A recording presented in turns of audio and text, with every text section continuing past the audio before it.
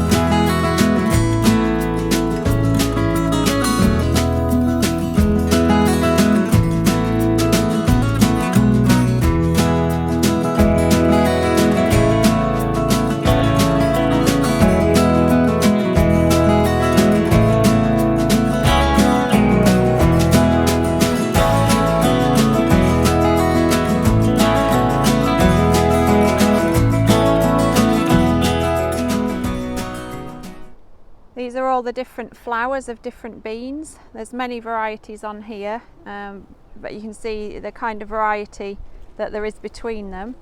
When we're growing the beans like this, really we're starting to try and see which ones are doing the best on our site, so which ones grow the best, the most disease resistant, and as you can see, we're pretty happy with these. Most of them have done really well. At the beginning of the year, there was a bit of self-selecting in that some beans were growing very slowly and they just got decimated by the slugs, so we don't have any of those varieties left. So we know that what's left are very quick growing and can outcompete the slug damage. So it's things like that, you know, that are important to try and find out from growing on our site. And also, you know, if you think we'd have just grown one bean that was slow growing, we would have had no beans at all this year. So it starts to show you the importance of having diversity and trying to make your veg garden a bit more resilient by having all sorts of different traits for your beans. So the idea with this mix is that we keep growing it every year, and every year different varieties will do better than others depending on whether they're more suited to wet years or dry years. But the important thing for us is that they do well in our north facing slope. So yeah, and if we want to add any more traits later on, then we'll just find some other varieties that might have some traits, like say purple pods or something like that, we can add into the mix. But otherwise, you know, we're really pleased with how the trial's gone this year.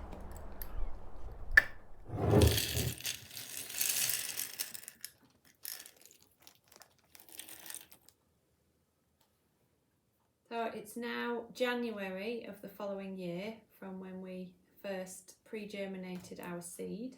We've saved our beans, so we picked them when the pods were starting to dry, rather than when they were green. They start to go brown and get dry. So we've picked the pods and we've stored them, and then you just, once they've dried, you just break them open to get the beans out. And this is what we dry. So this is how we save the seed. So it's important to store them somewhere with good airflow, somewhere to dry them out, somewhere not too damp. And then once we've dried them out fully, we store them in these jars. So we save the dried beans both for sowing the seed for the following year's crop, but also most of the beans that we grow we save for drying, to use as dried beans for things like stews, soups, bean burgers, that kind of thing. So it's quite an important crop for us in that respect.